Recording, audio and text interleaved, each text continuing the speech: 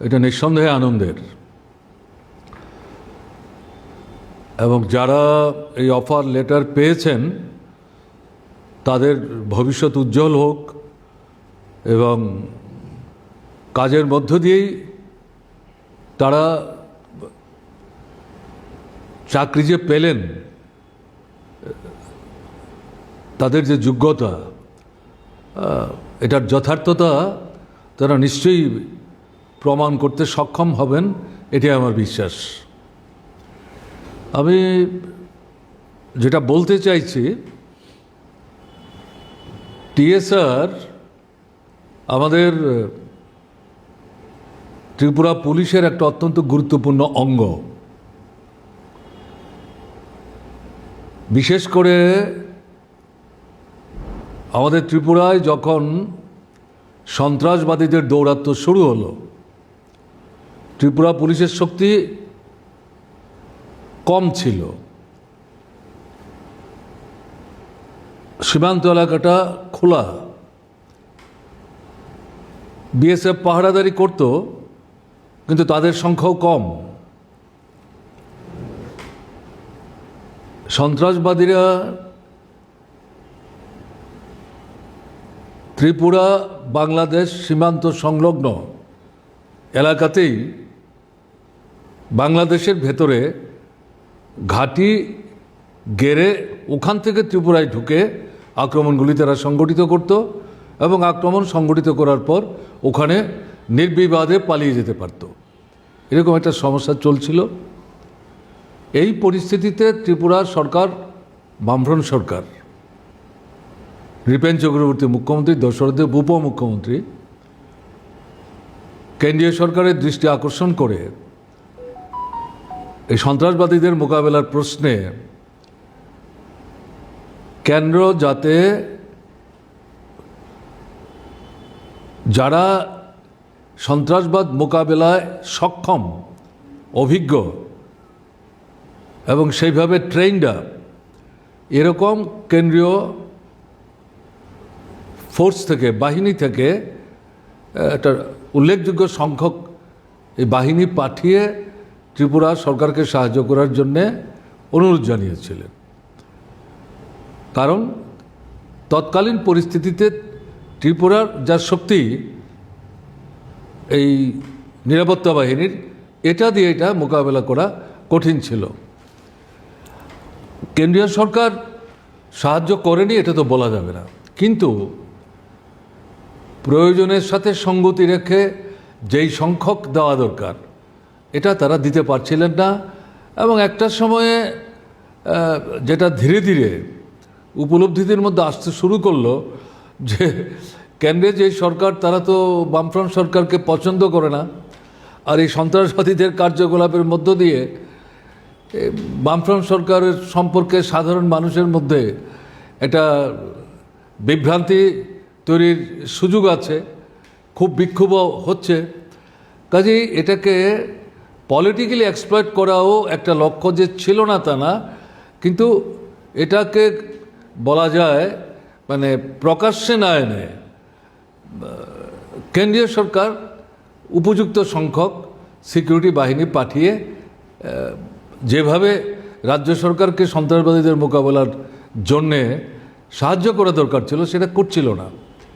এই পরিস্থিতিতে বামফ্রন্ট সরকার ত্রিপুরা স্টেট রাইফেলস এটা তৈরি করার জন্য সিদ্ধান্ত গ্রহণ করে, ঐতিহাসিক সিদ্ধান্ত। তখন আমাদের পক্ষে এটা বোঝা কঠিন ছিল।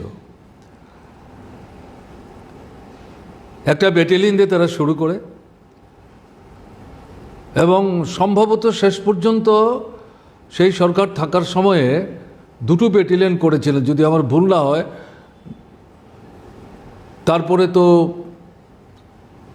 সেখানে সরকার চলে গেল, নূতন সরকার আসলো। তারা, আমার ধারণা, প্রথম ব্যাটালিয়ন তৈরি করেছিল বামফ্রন্ট সরকার, সেকেন্ড ব্যাটালিয়ন তৈরি করেছে কংগ্রেস যুব সমিতির সরকার, if my memory does not go wrong. এর পরবর্তী সময়ে এই সরকার চলে গেল, মানুষ পরাস্ত করল, দশরথ দেবের নেতৃত্বে সরকার আসলো, তখন তারা আবার নূতন করে সেখানে এই বাহিনীটাকে স্ট্রেংথেন করার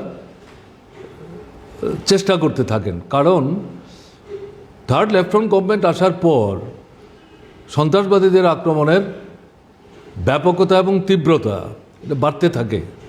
সেই পরিস্থিতিতে কেন্দ্র থেকে যেভাবে সাহায্য আগেও পাওয়া যায়নি, তখনও সেভাবে পাওয়া যাচ্ছিল না। বিএসএফের স্ট্রেংথ খানিকটা বাড়িয়েছিল। সেই পরিস্থিতিতে সরকার তার আর্থিক সীমাবদ্ধতা সত্ত্বেও টিএসআর বাহিনী নূতন করে তৈরি করার জন্য উদ্যোগ গ্রহণ করে। দেখতে দেখতে 5 বছর চলে যায়। আমার ধারণা সেই সময় 1-2টা নূতন ব্যাটালিয়ন হয়তো তৈরি করার যে প্রক্রিয়াগুলি সম্পন্ন করে এগিয়েও যাচ্ছিল। সবটা খুব মানে এক্স্যাক্টলি এই মুহূর্তে ছট করে আমার পক্ষে বলা সম্ভব হচ্ছে না। আমি যদি আগে জানতাম তাহলে তথ্যাদি সংগ্রহ করে নিয়ে হয়তো বলতে পারতাম। সবটা আমার স্মরণশক্তি থেকে বলবার চেষ্টা করছি। এর পরবর্তী সময়ে আমাদের চতুর্থ বামফ্রন্ট সরকার আসলো, এবং তখন আমরা যেটা দেখলাম যে সন্ত্রাসবাদীদের দৌরাত্ম্য, দুটি সন্ত্রাসবাদী সংগঠন এনএলএফটি এবং টাইগার ফোর্স, ব্যাপকভাবে ব্যাপকরাও আক্রমণ। এবং এনএলএফটির তো মানে মনে হয়েছিল যে তারা যেন এলাকা ভাগ করে নিয়েছে, একদিকে টাইগার ফোর্স আরেকদিকে এনএলএফটি। তো এই পরিস্থিতিতে কেন্দ্রীয় সরকার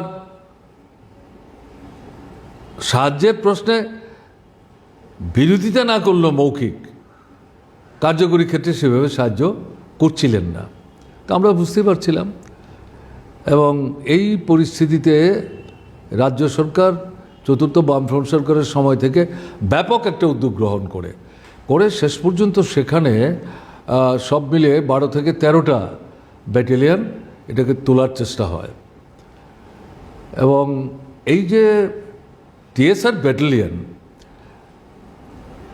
এটা রিক্রুটমেন্টের পর তাদের স্পেশাল ট্রেনিং ত্রিপুরার বাইরে নিয়ে করাতে হতো। এই ট্রেনিংটা ত্রিপুরায় করার ব্যবস্থা ছিল না। এই বামফ্রন্ট সরকার এই ত্রিপুরাতেই এই টিএসআর ব্যাটালিয়নের যে হেডকোয়ার্টারগুলো, তার মধ্যে একটা হেডকোয়ার্টারকে আইডেন্টিফাই করে এই স্পেশাল ট্রেনিংটা দেওয়ার জন্য সেই ব্যাটালিয়ন হেডকোয়ার্টারটাকেই সেখানে চিহ্নিত করে তাকে সেভাবে ডেভেলপ করার চেষ্টা হয়, যেটা অবিভক্ত কমলপুর মহকুমার মধ্যে।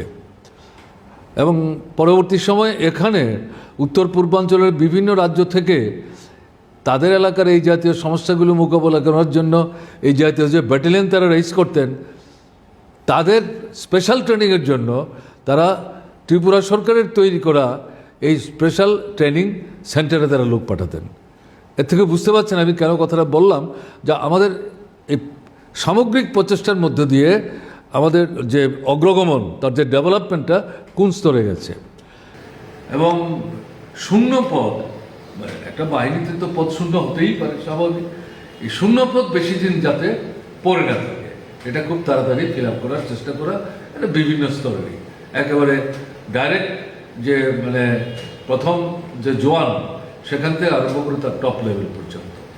তো এরকমই যে প্রশ্নটা আপনারা তুললেন, সেই জায়গাতে বিভিন্ন বাহিনীতে যে শূন্য পদগুলো তৈরি হয়েছে, এটা হয়তো 1 বছর 2 বছর বা 3 বছর তৈরি হওয়া, এগুলি ফিল আপ করার জন্য তৎকালীন বামফ্রন্ট সরকার উদ্যোগ গ্রহণ করে। এবং এই যে ইন্টারভিউ যে প্রসেসটা, এটা একটা লং রান প্রসেস টিএসএ, সেই প্রসেস কমপ্লিট করার পর যে সিলেকশন করার যে তাদের কমিটি, তারা এগুলি ফাইনাল করে একটা জায়গায় চলে এসছে। এবং পরিস্থিতিটা এরকম যে এটা অল্প সময়ের মধ্যেই তাদেরকে হয়তো সেখানে অফার লেটার দিয়ে কাজে নিয়োগ করা হবে। কাজে নিয়োগ করলেই তো তারা চট করে কাজে আনতে পারবে না, কারণ তাদের ট্রেনিং করতে হবে, এটা একটা ইম্পর্টেন্ট ব্যাপার। এরকম পরিস্থিতিতে 18 ফেব্রুয়ারিতে বিধানসভা নির্বাচনের প্রক্রিয়া শুরু হয়ে গেল।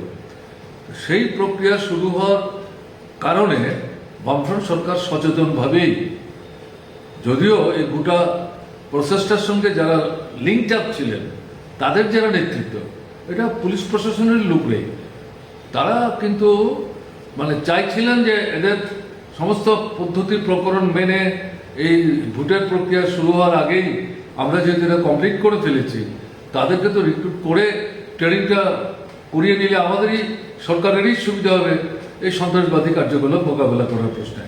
কিন্তু বামফ্রন্ট সরকার কনসাসলি মানে সিদ্ধান্ত নিলেন যে যেহেতু প্রক্রিয়াটা শুরু হলো, যদিও টিএসআর বাহিনীর সদস্যদের সিলেকশন করার প্রক্রিয়াও এই প্রক্রিয়া শুরুর আগেই সম্পূর্ণ হয়েছে, তা সত্ত্বেও আমাদের বুঝে একটু অপেক্ষা করাই ভালো। কারণ অহেতুক এটা এখন করতে গেলে নানা রকমের প্রশ্ন উত্থাপিত হবে, মানুষের মধ্যে বিভ্রান্তি তৈরি হতে পারে। আইনগত দিক থেকে হয়তো সেটা তেমন কোনো সমস্যা তৈরি নাও করতে পারে। কাজে এই দিক থেকে সেখানে বামফ্রন্ট সরকার ডিউটিটা করলো না। তাদের একটা মানে এই ধারণা ছিল ভোট শেষ হয়ে যাবে ফেব্রুয়ারি মাসে, ফলাফল বেরোবে, সরকার তৈরি হবে, তার পরবর্তী সময় যেহেতু সবগুলি রেডি হয়ে আছে, এরকম আরও অন্যান্য বিভিন্ন দপ্তরও ছিল, সবগুলি আস্তে আস্তে সেখানে নিয়োগের তাদের যে কাগজপত্র সেগুলি দেওয়া যাবে। একটু ধৈর্য ধরতে হবে, কয়েক মাসের ব্যাপার। কিন্তু ভোটের ফল তো অন্যরকম হলো।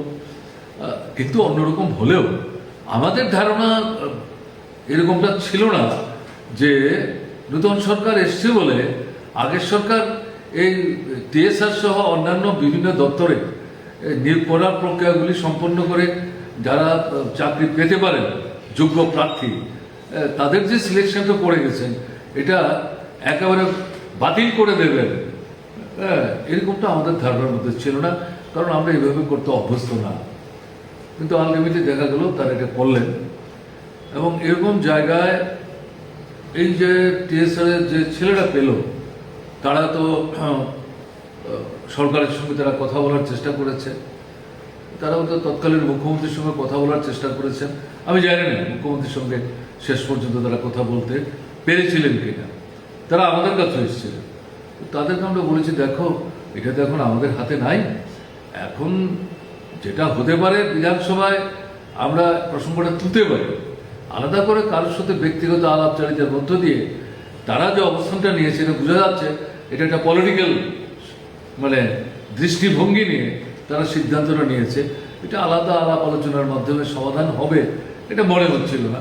কিন্তু বিধানসভায় আমরা বিষয়টা তুলব, এবং আমরা যে তুলিনি তা না, আমরা তুলেওছি, কিন্তু যথার্থ জবাব সেই মানে সরকারের নেতৃত্বের কাছ থেকে তখন পাওয়া যায়নি। দেখছি দেখবো এরকম করে তারা ব্যাপারটা কাটিয়ে দেওয়ার চেষ্টা করেছে। এখন আপনারা যেটা বললেন যে তারা আলটিমেটলি হাইকোর্টে গেছে, এছাড়া তাদের সামনে কোনো পথ ছিল না। এবং হাইকোর্ট যে রায়টা দিয়েছে সেটা আমরা জানতাম। আমাদের তখন মনে হয়েছিল হাইকোর্টের রায় দেওয়ার পর নিশ্চয়ই সরকারের সম্বিত ফিরবে, তারা হয়তো এই জায়গাটাতে মানে ফার্দার এটা নিয়ে মানে উচ্চতর মানে বিচারালয়ে তারা হয়তো যাবেন না। কিন্তু পরবর্তী সময় দেখলাম তারা সুপ্রিম কোর্টেও গেলেন। এবং এটাও লক্ষ্য করার বিষয় যে অতীতের অভিজ্ঞতায় দেখা গেছে হাইকোর্টের এই কনসিডার্ড যে ওপিনিয়নগুলি সাধারণত খুব দু একটা ব্যতিক্রম ছাড়া সুপ্রিম কোর্ট জেনারেলি হাইকোর্টের রায় সেটাকে তারা বজায় রাখার চেষ্টা করে।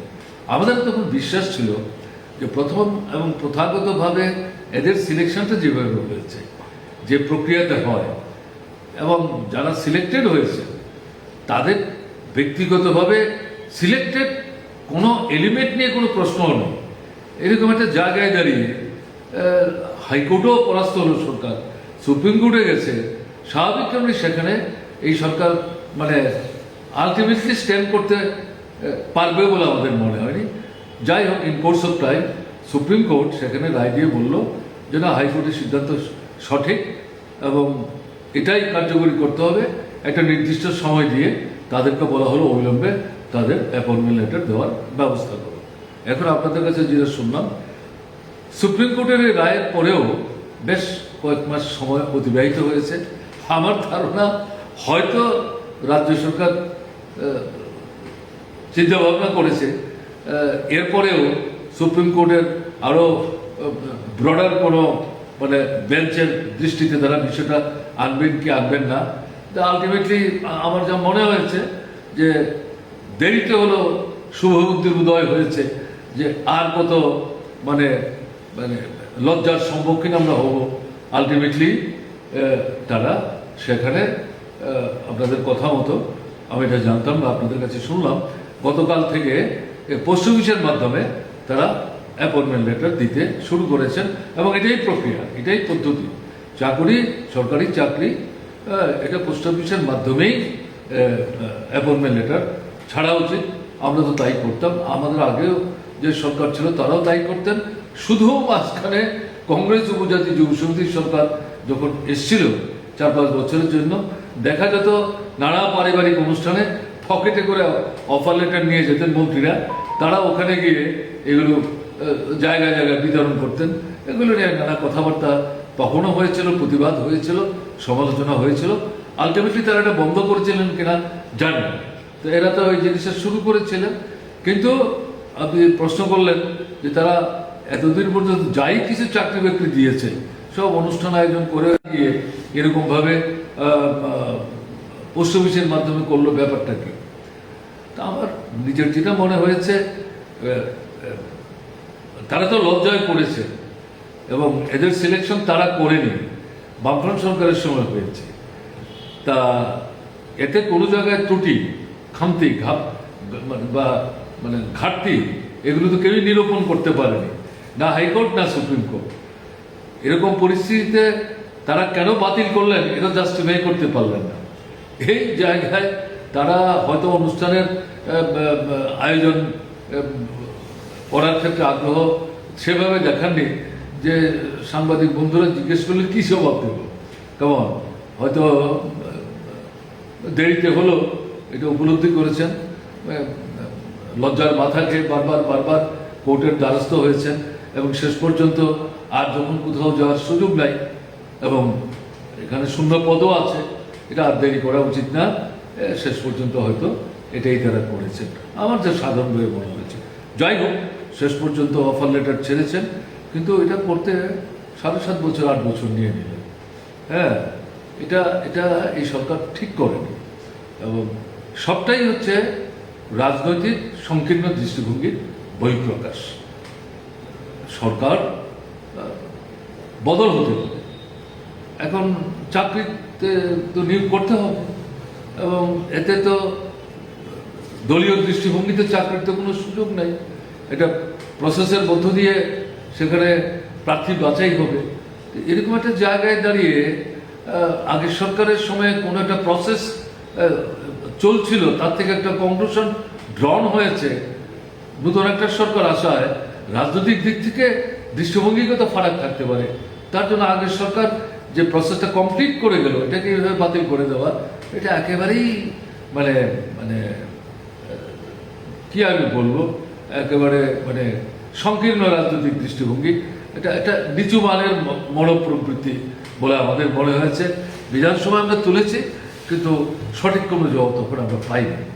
তো আমার যেটা বক্তব্য থাকবে, আমি আগেও বলেছি, যারাই চাকরি পেয়েছেন তাদেরকে তো মানে আমি অভিনন্দন জানাচ্ছি।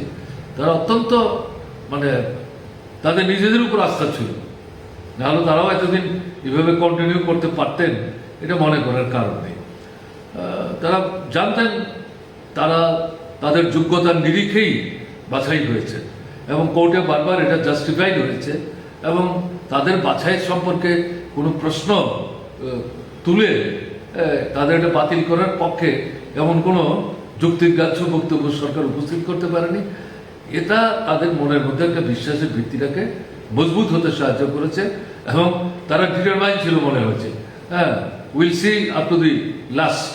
এই যে ডিটারমিনেশন, টিএসআর এর কাজ করতে গেলে এই ডিটারমিনেশনটার প্রয়োজন আছে, এটা একটা কোয়ালিটি।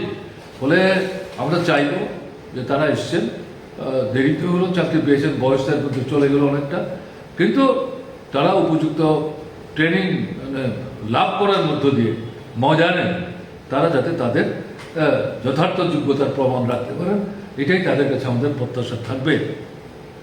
এখন এই জায়গায় আমি যেটা বলবো, সরকারের বিশেষ করে 3টা এলাকাতে এই চাকরি বাকরির ক্ষেত্রে এই সংকীর্ণতাগুলি কোনো ক্ষেত্রেই হওয়া উচিত না। এই 3টা এলাকাতে তো বিশেষ করে আমি যেটা বলছি, ডাক্তার, শিক্ষক, স্কুল কলেজ দুটোই, এবং পুলিশ এবং সিকিউরিটি ফোর্স, এই জায়গাগুলিতে পদ দীর্ঘদিন শূন্য পরে থাকতে দিতে নাই। কারণ এগুলোর কোনো বিকল্প নাই। এগুলির জন্য নির্দিষ্ট কোয়ালিফিকেশন তার নিরিখেই লোক বাছাই করতে হয়। আর এগুলি যদি ঠিকমতো বাছাই করে দেওয়া না যায়, তাহলে রোগী মানে ক্ষতিগ্রস্ত হবে, ছাত্রছাত্রীরা আমাদের ভবিষ্যৎ, তাদের ভবিষ্যৎ নষ্ট হবে, এবং নিরাপত্তা মানে শান্তি, সুস্থিতি, শৃঙ্খলা, এই যে নিরাপত্তা, আমাদের সংহতি, এটা বিঘ্নিত হবে। যারা এগুলি চান না, তাদের হাতটা কিন্তু পরোক্ষে শক্তিশালী হয়ে যাবে। ফলে এই জায়গাগুলিতে যে দলের সরকারই হোক, তাদের কিন্তু এখানে কোনো সংকীর্ণ দৃষ্টিভঙ্গির দ্বারা পরিচালিত হওয়া উচিত না। এবং আমরা তো চাইও, আমরা বলছিও যে রাজ্যের যে বিজেপি সরকার, তারা এই দিকটা বিশেষ করে দেখবেন। এমনিতেই চাকরিতে নিচ্ছেন না, তারপরে তো আপনার রেগুলার পে স্কেলে তো চাকরি হচ্ছেই না, তারপরেও তাদেরকে নিচ্ছেন চুক্তির ভিত্তিতে, তাদেরকে এক নাগারে 6-7 মাসের পর কাজেই রাখছেন না, সেখান থেকে আবার ছাঁটাই করছেন, আবার নতুন করে নিচ্ছেন, তাতেও আবার কিছু ঝাড়াই বাছাই করার চেষ্টা করছেন। তো এই পরিস্থিতিতে তো বেকারদের ভবিষ্যৎ কি? কেন্দ্রের প্রধানমন্ত্রী যেমন বলেছিলেন বছরে মানে 2 কোটি, আমাদের এখানে সরকারে আছেন তারা তো সেই সুরেই মানে কথা বলবার চেষ্টা করেছেন। কিন্তু কেন্দ্রের সরকার যেমন তার প্রতিশ্রুতি রক্ষা করেনি বা করছে না, এই সরকারও প্রথম থেকে করেনি বা করছে না। কিন্তু বেকার সমস্যা তো যেভাবে এটা বাড়ছে, হ্যাঁ, এটাকে তো এই দৃষ্টিভঙ্গি নিয়ে দেখলে চলবে না। এদের তো কাজের সংস্থান করতে হবে। এটা না করতে পারলে পর এটা সমাজের পক্ষে, সোসাইটির পক্ষে এটা সহায়ক না। একটা আনহেলদি অ্যাটমসফিয়ার কিন্তু তৈরি হওয়ার সম্ভাবনা সৃষ্টি হবে। কাজে সেই দিক থেকে আমরা সরকারের দৃষ্টি আকর্ষণ করব। 3টা তো বিশেষ ক্ষেত্র আমি উল্লেখ করলাম, সাধারণভাবে সমস্ত ক্ষেত্রেই। আর যে সমস্ত দপ্তরগুলিতে আগেই সব ঠিকঠাক হয়েছিল, অহেতুক সংকীর্ণ রাজনৈতিক দৃষ্টি নিয়ে এগুলিও আমরা মানে ছড়িয়ে তুলে দেওয়ার চেষ্টা করছেন, সেই জায়গায় তাদের কাছে আমাদের বক্তব্য থাকবে, আপনারা অন্তত এই যে সুপ্রিম কোর্টের স্ট্যান্ড, এর থেকে লেসন্স ড্র করে সেগুলি হাতে নিন এবং তাদেরকেও অবিলম্বে তাদের কাজে যোগদান করার জন্য নিয়োগপত্র দেওয়ার ব্যবস্থা করুন। তাহলে তাদের মধ্যে খুব বিক্ষোভ থাকলো, তারাই কিন্তু আপনাদেরই শেষ পর্যন্ত অভিনন্দন জানাবে।